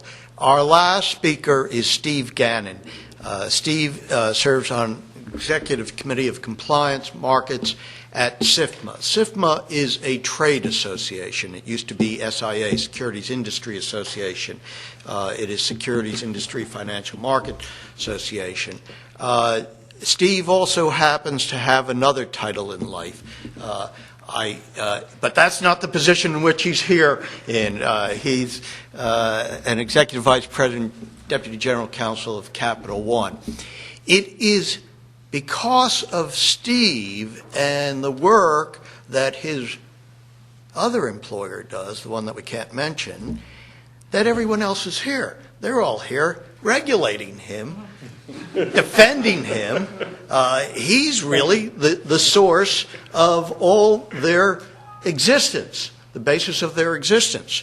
I'll let him describe that, maybe wiggle out of it a little bit, but I do want to thank you very much for supporting this industry. Delighted to be here. Good evening, everybody. I'd like to spend my time, and because we have run a little bit over, I'll apologize in advance. I've got a fair amount to cover, so I'm probably going to talk a little bit fast. I'd like to cover four things with you this evening. First, I want to talk to you just a moment about why I'm excited and honored to be here. Second, I want to talk about diversity. I think there's a little bit of good news there. Third, I'm going to talk a little bit about my background, how I got into the securities industry as an attorney. And then I want to spend most of my time talking about the broker-dealer world and what the opportunities are, at least what I perceive the opportunities to be in the broker-dealer world for law school graduates. Some of them are obvious, some of them I think are not so obvious, and I think they go unexplored oftentimes by folks who are getting out of law school and considering a career in the securities industry, and I think they really ought to be considered. So I want to spend most of my time talking about that. First, why am I excited to be here? Because I get to talk about my profession for a few minutes. And for those of you who are law students out there, I can tell you, and you're thinking about a career in the securities industry, I can tell you I think you're lucky. I don't think there is a job anywhere, with the exception of maybe being a brain surgeon, that can be as exciting as being a professional in the securities industry, where you can engage in things that are as high risk and high stakes as they are in the securities industry, and frankly, where you can do more good than in the securities industry. So when you came here today, did you take the subway? Well, thank a bond lawyer for doing the financing for that. Did you fly here through an airport? Again, thank a securities lawyer. Did you travel over a bridge? Probably a securities lawyer again. There's an enormous amount of good that we do that, of course, unfortunately, in the political atmosphere we're in, doesn't always get featured or headlined. But in terms of keeping markets transparent, keeping them safe, keeping them liquid, and assisting the professionals in the industry who are out there at the point of the spear create wealth for their customers. And candidly, that's really what we're all about. We're about customer protection and growing customer wealth, because if we can't do that, there won't be a securities industry. And so I think as a securities lawyer, I feel in part like I'm a guardian of that. And that's a very, very exciting job to have. So you're lucky. Dean Miles, I'm honored to be here for two reasons. Quite a while ago, in 1939, my father graduated from Columbus School of Law, and one of your predecessors, Dean William Leahy, was my godfather. So I'm really honored to be here tonight, and I would tell you, law students, you have an incredible gift that's here for you. Being a law student in Washington, D.C., the accessibility of the agencies, the practitioners, the deans, and the professors is unparalleled anywhere in the world. And really, you need to savor it. I mean, take the time to, stop Professor Lipton in the hall, go to public hearings of the SEC, go to the U.S. Supreme Court and listen to an oral argument. It is an incredible place to go to law school. It's a great gift. Take advantage of every single second, because time passes, and it's a wonderful time and a wonderful place to learn. Let me talk a little bit about diversity. The good news is that I think, although slower than we might want, I think it's getting a little bit better in corporate America. I can tell you that my colleagues and I in the corporate bar tend to want to hold our law firms to high standards. So in Capital One's place, and I'm responsible for the management of the legal department within Capital One, and I'm proud to say we just won a diversity award from the Minority Business Council. We insist that not that the firms be diverse that we hire, but in fact the teams that are assigned, the lawyers that actually work on our cases, be diverse. So that's something I want to particularly draw to your attention, because guess what? In the securities world, it doesn't look like America yet. And so that's an opportunity for you if you do go to a law firm. You might be on a rotation. Who knows where you'll get assigned. But I think you would profit quite a bit from saying, I'd like to be assigned to a securities team, because there'll be folks like me looking for you. The diversity, by the way, is important, I think, for two other reasons. One is, and others have alluded to at least this first point, the size of the market.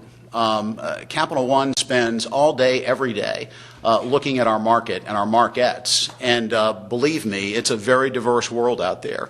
And we care about making money because we have millions of shareholders, and they care about what we do. And therefore, we're very tuned in to diversity, and I think most of the members of SIFMA would say the same. The second thing is, I think we're getting to a point in the law that's quite a bit different, actually, from when I started, and in business, by the way, which was much more top-down oriented. I think we're at a point now where there's much more of consensus decision-making that you see, and a real thirst for different points of view and different backgrounds. And I can tell you that when our chairman, Rich Fairbank, has a group of senior executives in his office and we have to make a big decision, he literally goes around the room and asks each and every person what their view is. Because having as broad a type of perspective into important decisions is crucial in this day and age. So I think that there's I wish we could press on the accelerator. I think we're tapping on the accelerator. I wish we could step on it a little bit harder, but so I think things are getting better. So that's a little bit of good news. My background, I've been both in private practice. I've served as a regulator at the SEC. I began the practice of law in Richmond, Virginia, and was a commercial litigator. And my firm represented some broker-dealers, and I was assigned to a case as a litigator, and really enjoyed it, enjoyed the people, enjoyed the issues. Was lucky enough in the 1980s to be extended an offer to join the Division of Enforcement as an enforcement attorney, and spent 3 years there, and then went back to Richmond, was in private practice, and then was chosen as a general counsel for Wachovia Securities, which at the time was based in Richmond. It's now in St. Louis as Wells Fargo Advisors. And when I was at Wachovia, I joined the executive committee of the Compliance and Legal Division of SIFMA.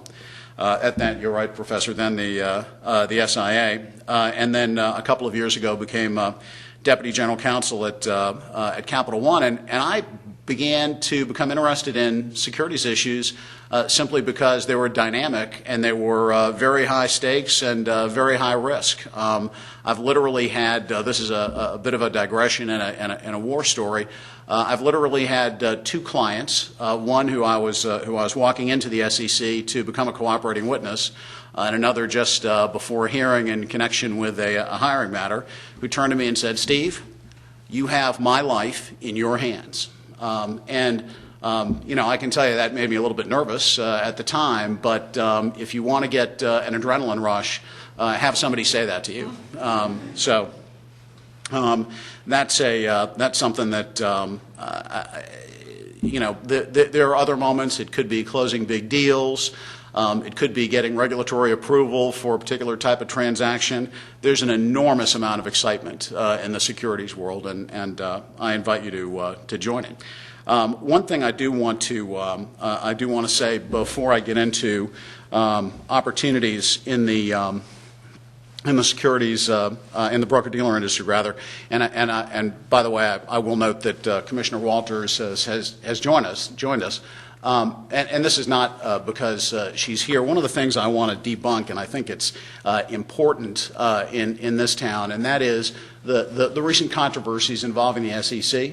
I can assure you that the SEC, among all the government agencies, is one of the ones with the highest morale, the highest professionalism, and the highest dedication of the people that work there. It is an incredible, incredible place to work.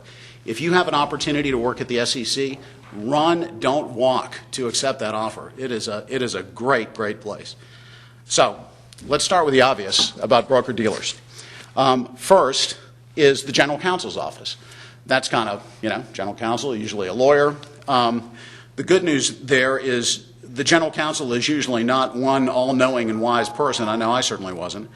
And so you kind of break it down into what impacts broker-dealers. Well, first, you've got litigation. That's kind of obvious. Generally, you need in-house lawyers to manage the litigation load. And by the way, there are thousands of broker-dealers throughout the United States. Now, they're not all as big as Merrill Lynch. Many of them are quite a bit smaller, but all of them need lawyers. So keep that in mind. There are complaints that are made. When complaints are made to broker-dealers, they don't just get put in a file somewhere. They have to be processed in accordance with FINRA rules in a specific way, and they have to be responded to. And oh, by the way, they've got to be screened and filtered to make sure there isn't really a real problem there, because oftentimes some of the things that can come up with letters of complaint that get filed. In fact, that's exactly how the Ivan Boesky and Michael Milken and Drexel cases began, with a letter of complaint. There are regulatory matters that have to be dealt with. Regulatory both from an investigatory and adverse point of view, and also from a counseling point of view, where you've got to counsel your clients as to how they can best comply with the regulatory initiatives they have to deal with. What about products? You know, broker-dealers don't just sell stocks and bonds. There are a ton of different products that they sell, and these are usually built, if you will, from the ground up within the broker-dealer. They have to be built legally because guests make a mistake. it is incredibly costly and incredibly time-consuming to attempt to reconstruct them. What about trading and markets in general? I don't mean the division of trading and markets, I mean the activities involving trading in the capital markets. Most broker-dealers of any size have a trading floor.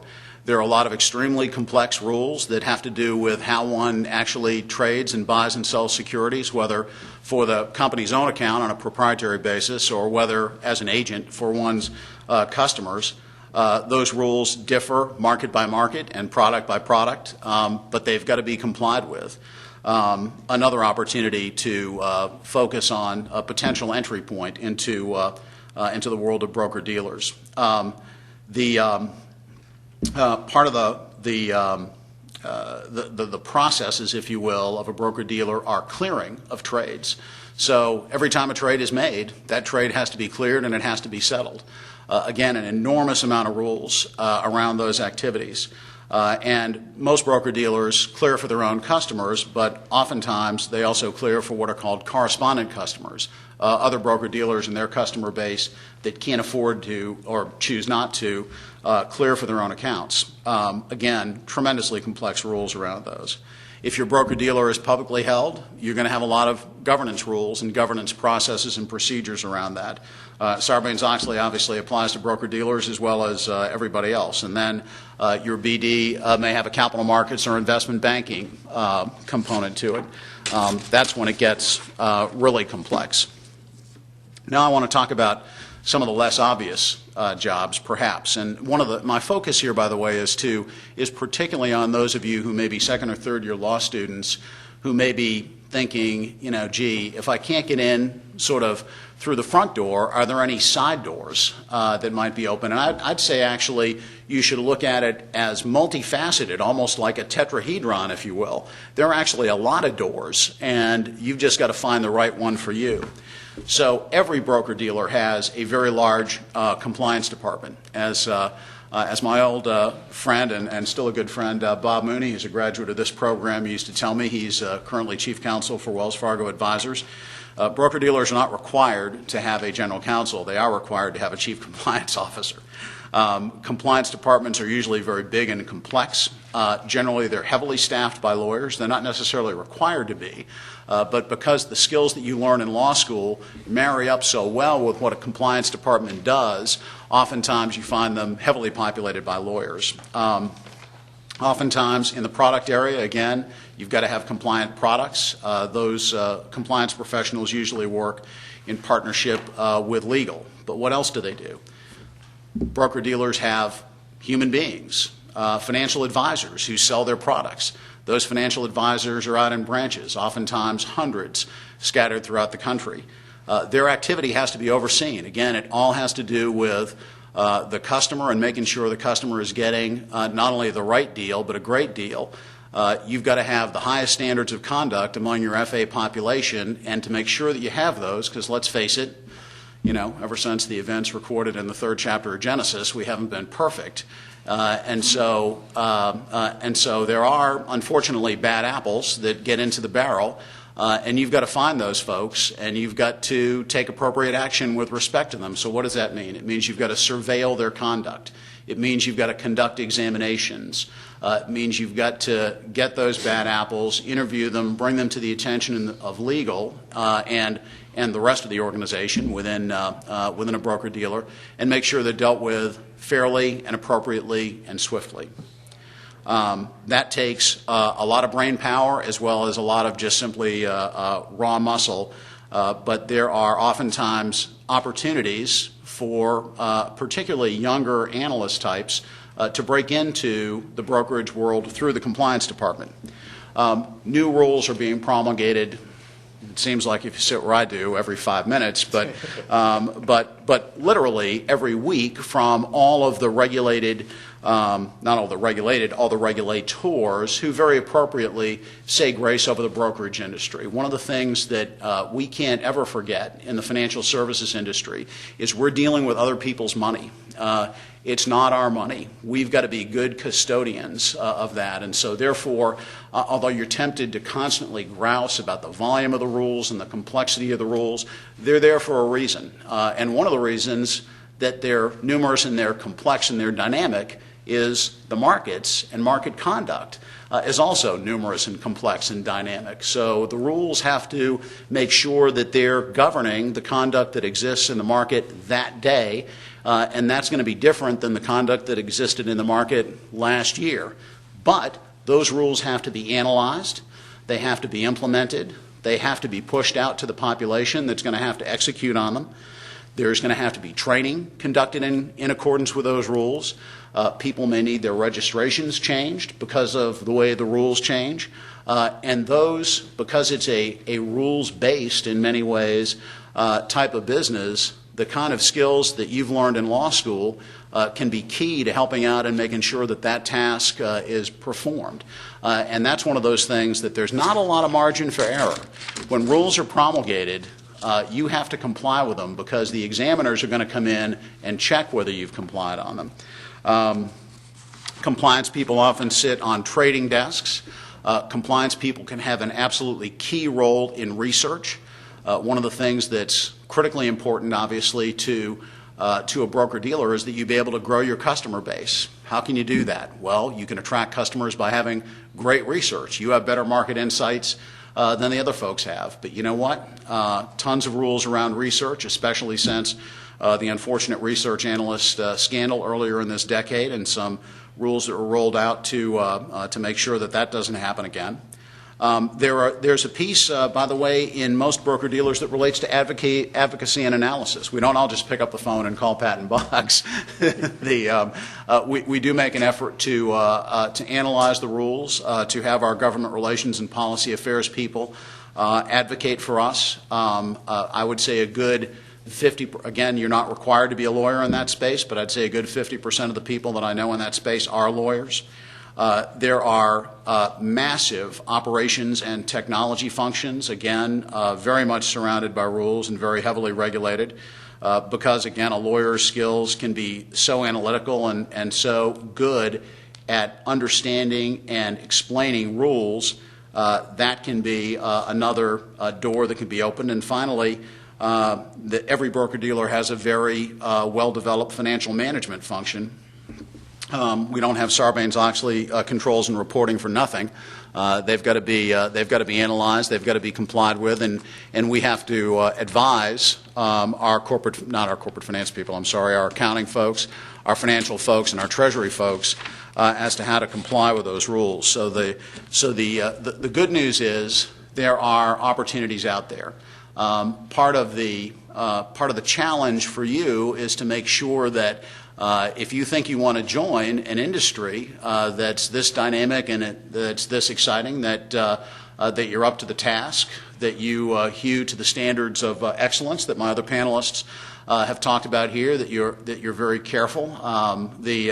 I'll hark back to the resume example that Director Crawford mentioned early on, and just simply reflect on what Louis Brandeis said at one time. There's no such thing as good writing. There is only good rewriting.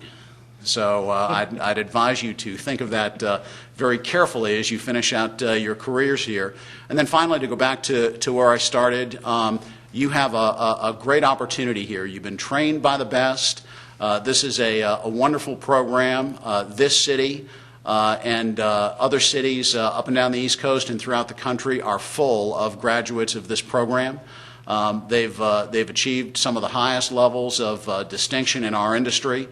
Many of them are my friends. I wasn't lucky enough to go here. I happen to attend a school down the road governed by the Jesuits.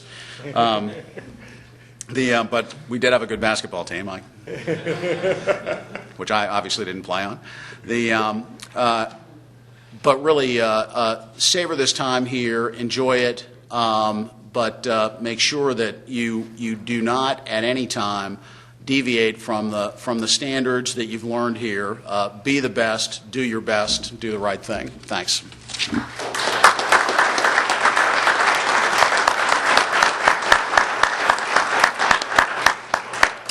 Thank you, Steve. You had a lot of wisdom in there. Fortunately, we've put this all on tape, and so the students will be able to get to it. One of the few talents that I still have possession of in my senior years is an ability to be flexible when I have to be. As Steve mentioned, Commissioner Walter did come into the room a short time ago, and rather than have us recess out into the atrium, I think it would be best if we could go forward with the Commissioner's address here. Let me first ask Trevor and Laura, unless Dana's here as well, to please gather together the yellow and orange bags there and provide them now to the panelists. And I just want to say to each of you, you were awe-inspiring. It was so much better than what my wildest dream could have been. I love the variety of ideas you brought up. I love the sincerity, and I love your commitment. And I thank you each personally for being here. Let this be the beginning. There is a small gesture from the school that will be handed to you now by two of the executive officers, Slasher, Laura Driscoll, and Trevor Howard. Just finished. Thank you.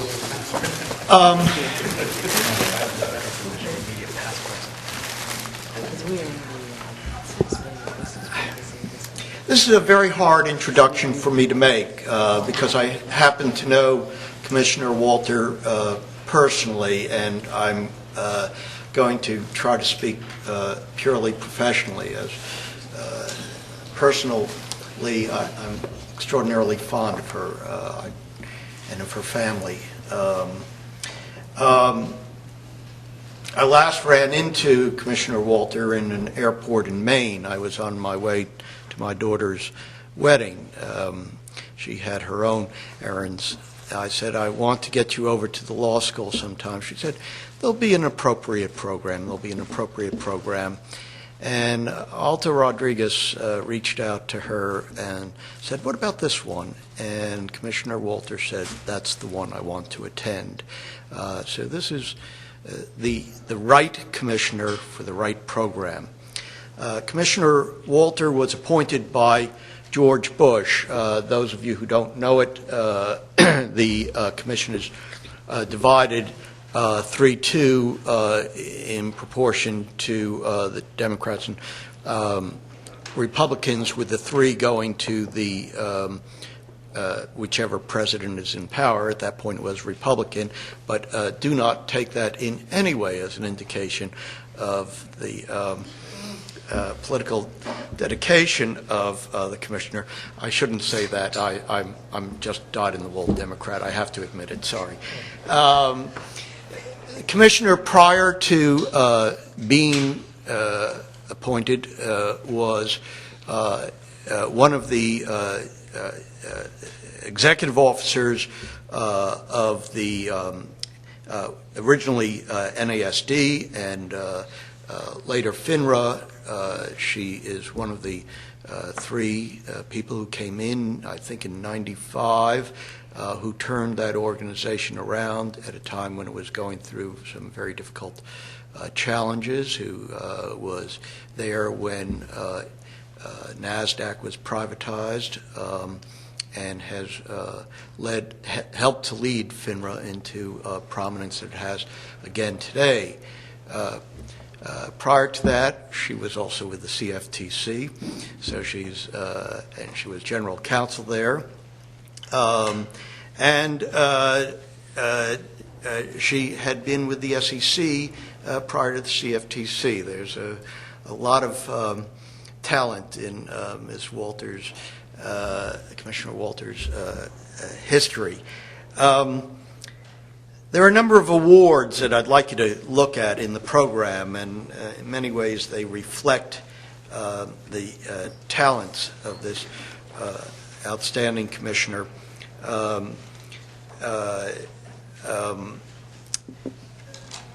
She graduated cum laude from Yale. By the way, you will note that she's the third speaker today who majored in mathematics. I'm not sure what that's pointing to. And also cum laude from Harvard with her JD. Commissioner, I think you're a little bit too young. I'm afraid I'm older than you, but there was a great play on Broadway with Sid Caesar in it called Little Me. I don't know if you ever saw it, but Sid Caesar was a great comic from the 50s, and this play was about somebody who wanted to accomplish everything. So he walked around with a sweatshirt with a Y in the back and an H in the front, and it was for Yale, Harvard. Commissioner Walter, I have to get you one of those sweatshirts.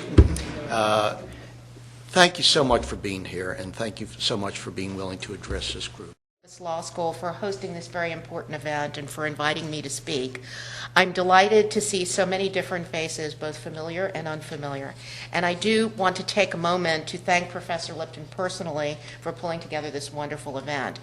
I'm going to violate his rule because although we've known each other for years, both professionally and personally, I will say most proudly we've known each other as the parents of two completely wonderful and outstanding young men who went to school together. And mine is getting married this summer, so there you go. Regrettably, I only caught the tail end of the panel discussion. We had a commission meeting this afternoon, and I'm running out of town, so time was kind of tight. But what I heard from Steve was quite informative, and knowing some of the other folks on this panel quite well, quite a few of them, I'm sure that the rest of your time was equally well spent. This is a truly exciting and dynamic area of the law. That's why all of us who come from the commission look exhausted, because we live in a whirlwind. And I think all of the people who practice in this area feel like they're in a whirlwind today. As I look around this room, I'm pleased to see how far we've come in diversifying the legal profession. Having said this, I also recognize that we have much more work to do to make our profession, particularly in the securities and financial services industry, more inclusive for women, minorities, people with disabilities, and members of the gay, lesbian, bisexual, and transgender community.